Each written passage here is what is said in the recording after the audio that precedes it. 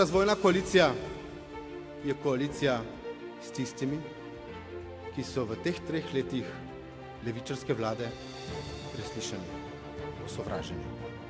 To so espeji, samostojni podjetniki, obrtniki, to so normiranci,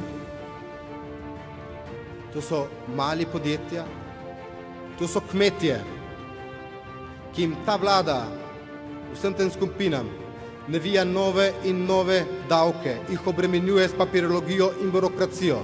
Zaradi tega so primorani seliti svoja podjetja v tujino, sosednjo Hrvaško večinoma, nekateri celo podjetja zaprejo, nekateri odpuščajo zaposlene.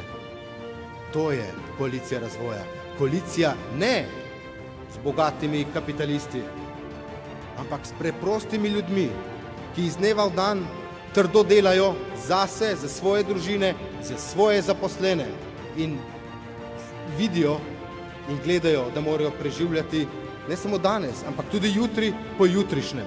Nova Slovenija je za koalicijo s temi ljudmi.